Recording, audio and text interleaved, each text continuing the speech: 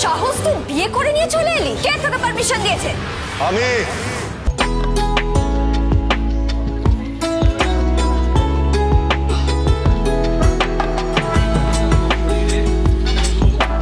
এই মুহূর্তে নিমফুলের মধ্যে রুবেলের অ্যাকসেন্টটা যেটা আমি দেখছি একদম কিন্তু মানে বেশ মজা লাগছে। তোমার কতটা মজা লাগছে বলো তো এরকম একটা অ্যাকসেন্টে কথা বলতে? হ্যাঁ, ভালোই লাগছে, কারণ একটু ডিফারেন্ট অ্যাকসেন্টে ট্রাই করছি, মানে বিহারি আর হিন্দি জানি না কি হচ্ছে, একটা ল্যাজে গোবরে হয়ে কি যেটা বেরোচ্ছে সেটাই মানে বলছি, আর চেষ্টা করছি যাতে ওই বাবু সিং ক্যারেক্টারটাকে তুলে ধরতে পারি আর কি। আচ্ছা, এখানে দেখা যাচ্ছে মানে প্রোমোতে যখন আমরা দেখেছিলাম একটা ধামাকাদার প্রোমো, প্রত্যেক প্রোমোই ধামাকাদার হয়, তবে এই 20 বছর পর পর্ণার তার কাটা একটা ব্যাপার হতে চলেছে। তোমার কেমন উত্তেজনা? দেখো, পর্ণা তো সবসময় আমরা জানি যে পর্ণা সারাক্ষণ তার কাটে, এবং পর্ণা ভীষণ প্রাণোচ্ছল একটা মেয়ে, যে ভীষণ একদম জীবনটাকে উপভোগ করে, হাসি খুশি জেদি সাহসী একটা মেয়ে। কিন্তু এই সৃজন হারিয়ে যাওয়ার পর থেকে 20 বছরে একদমই পাল্টে গেছে পর্ণার জীবনটা। পর্ণা একটা ভীষণ চুপচাপ একটা মেয়ে হয়ে গেছে, ভয় পায়, সে ভীতু হয়েছে। কিন্তু এই 20 বছরে সে যোগু দাদার কাছে এখন আর যায় না। তো এই 20 বছর পরে যখন সৃজন একটা মেয়েকে নিয়ে এসে বলছে কি আমি ভালোবাসি, আমি বিয়ে করবো, তখন কিন্তু পর্ণার তারটা কাটছে। এবং এই যে 20 বছরে এত কিছু চেঞ্জ হয়ে গেছে পর্ণার জীবনে, কিন্তু আবার সেই পুরনো ফ্লেভারগুলো ফিরে আসছে, সেটা দেখে আমারও ইটসেলফ ভালো লাগছে, এবং আমার মনে হয় দর্শকেরও ভীষণ ভালো লাগবে। কারণ পর্ণাকে সবসময় দর্শক দেখেছে যে একদম মানে একদম দমদার একটা চরিত্র, সেখান থেকে একদম সে হয়ে গেছে চুপচাপ, সারাক্ষণ কাঁদছে, চোখের জল ফেলছে, এরকম আমার মনে হয় না দর্শকও দেখতে চায় পর্ণাকে। পর্ণা যে আবার আস্তে আস্তে আবার আগের রূপে ফিরছে, এটা দেখে আমার মনে হয় দর্শকেরও খুব ভালো লাগছে। এই যে ধারাবাহিকে একটা বড় লিপ এলো, এবং তোমাদের এক্সপিরিয়েন্সটা জানতে চাইবো, যেহেতু তোমরা অনেক দিন ধরে ধারাবাহিকটার সঙ্গে যুক্ত। মানে প্রথমে সৃজন পর্ণা, তারপর পুটি, তারপর অর্পণ, তারপর তারা এখন বড় হয়ে গিয়েছে। এটা তো দর্শক যেরকম ভাবে দেখছে, মানে মনেই হচ্ছে না বহু বছর সত্যি আস্তে আস্তে পেরিয়েছে। দর্শক মনে হচ্ছে কারণ দেখে মনে হচ্ছে। তো তোমাদের কি মনে হচ্ছে, মানে তোমরা কতটা ফিল করছো? আমাদেরও সেম মনে হচ্ছে। অনেক বছর কেটে গেছে, অনেক পরিবর্তন হয়েছে সবার মধ্যে, বিশেষ করে বয়সের অনেক পরিবর্তন এসছে। অনেকে বৃদ্ধ হয়ে গেছে, অনেকে এই দুনিয়াতেই নেই আর, ঠামিয়া রয়েছেন। তো মানে দর্শকের যদি মনে হয় যে এই লিপটা, এই একটা যে দীর্ঘ গ্যাপ দেখানো হচ্ছে, সেটা যদি ওরা ফিল করতে পারে, তাহলে ওটাই আমাদের সার্থকতা। একদমই তাই, কারণ আমাদের এই যে একটা 20 বছরের লিপ নিয়েছি, সত্যি আমরা এই দত্তবাড়িতে আমরা প্রথম বিয়ে করে ঢোকা, এবং তারপরে পুটির আসা, তারপরে অর্পণের আসা, এখন একটা 20 বছরের লিপ, এবং ধ্যাসটা জেঠু এখন নেই আমাদের বাড়িতে, সেই জায়গাটা অয়ন নিয়ে নিয়েছে। তারপরে ধরো আমাদের লিলিদি, মানে যে ঠাম্মির আরও বয়স বেড়ে গেছে, এখন আমার শাশুড়ি মা আগের থেকে একটু নরম হয়েছে। তো অনেক প্রত্যেকের চরিত্রগুলো হয়তো রয়েছে, কিন্তু কোথাও কোথাও আরও নতুন নতুন অনেক ফ্লেভার অ্যাড হয়েছে। যেরকম পর্ণার এখন তারও যেমন কাটে, তেমন সে অনেক বেশি সংসারীও হয়েছে। সৃজন এখন একটা অন্য ভাষায় কথা বলছে। তো আমাদের সিরিয়ালটা চরিত্রগুলো এক রয়েছে, কিন্তু আরও অনেক নতুন নতুন ফ্লেভার অ্যাড হয়েছে, আরও একটু অন্য রকমের হয়েছে, এবং নতুন যারা সদস্য তারা এসে তাদের মতন করে আরও কিছু ইনপুট দিয়েছে সিরিয়ালটাতে। তো আমরা তো সবসময় চেষ্টা করি যে এমন কিছু প্রোডাক্ট দেবো যেটা দর্শকের ভালো লাগবে। আর এই যে আমাদের সব এখন একটা চলছে, একটা পুরনোর সঙ্গে নতুনের একটা মেলবন্ধন, এই সমস্ত কিছু করে আমরা চেষ্টা করছি যাতে নতুন নতুন কিছু ফ্লেভার্স, নতুন নতুন কিছু এপিসোড জানতে পারি, যেগুলো যাতে দর্শক বোর না হয়ে যায় একই জিনিস দেখতে দেখতে। তো ওই এক একটা সময় মানুষের এক একটা জীবনে যেরকম টানাপড়েন চলে, সেগুলো তো চলছেই, দত্তবাড়িতে রয়েছে। এখন যেটা পর্ণার মেইন টার্গেট, সেটা হচ্ছে বাবু সিংকে সৃজন তৈরি করতে হবে, এবং তার জন্য ওকে আমি বলেছি তোমাকে বাংলাটা শিখতে হবে। তো দেখা যাক কিভাবে কি এগোয় আর কি।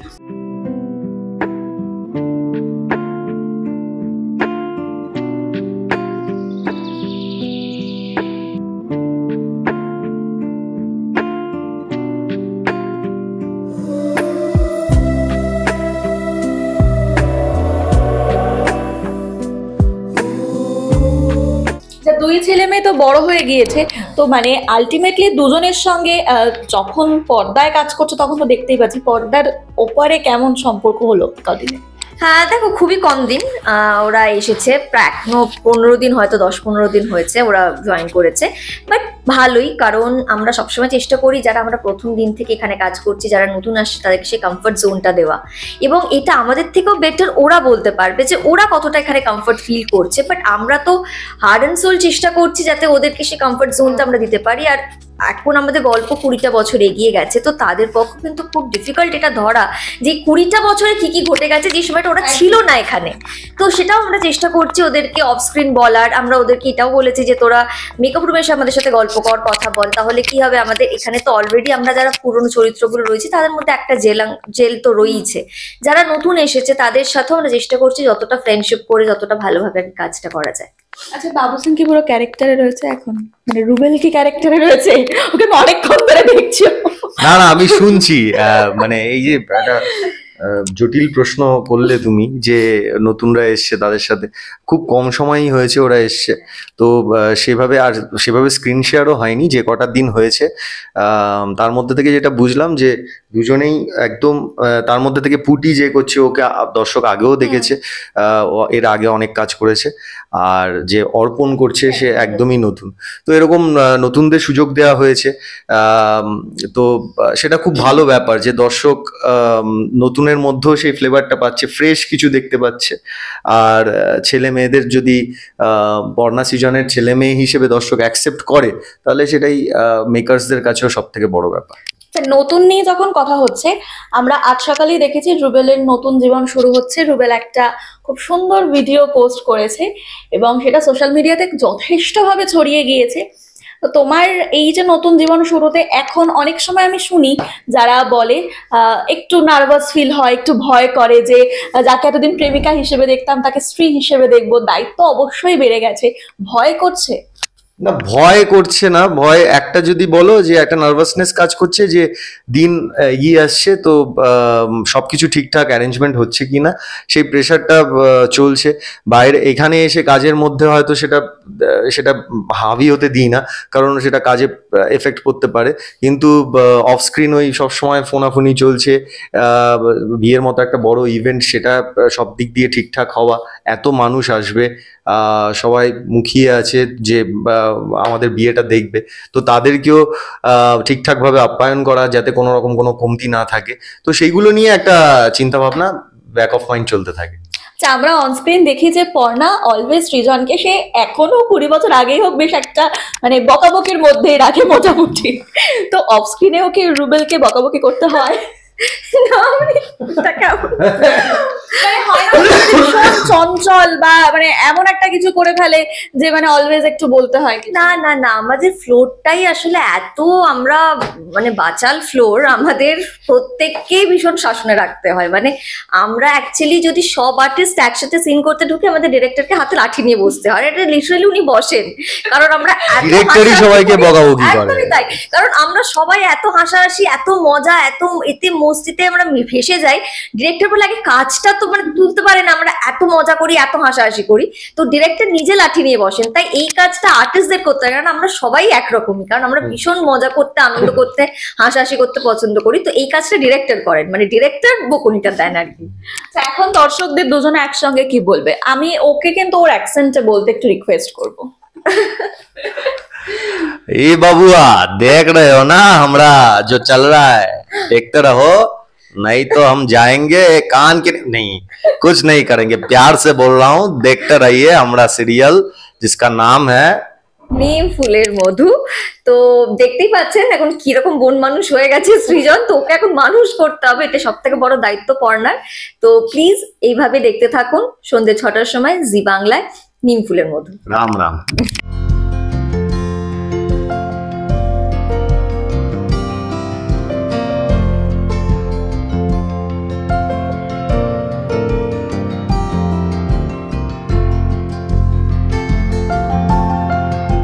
একদম প্রথম যখন 20 বছরের লিপটায় প্রোমোটা এলো, তখন একটা দুর্দান্ত ধামাকা আমরা জানতাম, যেটা হচ্ছে নিমফুলের 20 বছর এগোচ্ছে, এবং সেই সঙ্গে যে ধামাকাটা দিয়েছিল আজ তাকে পাশে নিয়ে বসে আছি। তুমি যখন দরজাটা খুলে নিজে একদম পুটি হয়ে ঢুকলে, তো তোমার কিরকম ফিডব্যাক পেয়েছো দর্শকের থেকে? কারণ এটা তো মানে ভীষণ একটা সিক্রেটলি হ্যান্ডেল করেছে সবাই।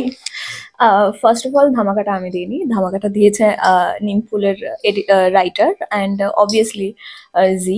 আমি তো শুধু এখানকার একটা পার্ট, পুরো বিষয়টার শুধু একটা ছোট্ট অংশ।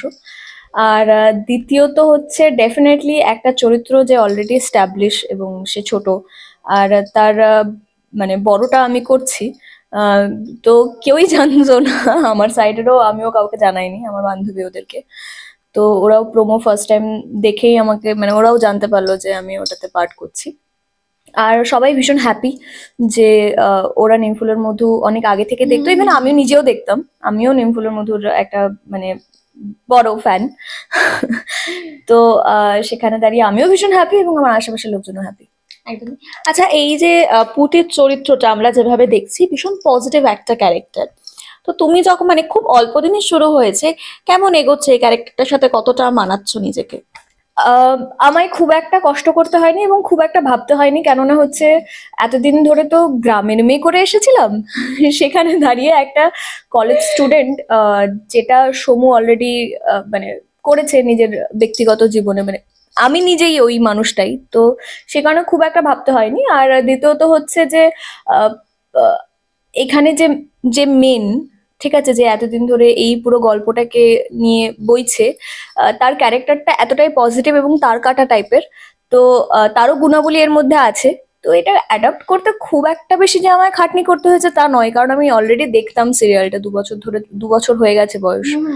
তো ডেফিনেটলি খুব একটা খাটনি করতে হয়নি, হয়ে গেছে। এবং রাইটার যেভাবে লিখছে সেটাকে শুধু সেভাবেই আমি উগলে দিচ্ছি, ব্যাস। তাহলে বলছো যে মা মোটামুটি হেল্প করছে?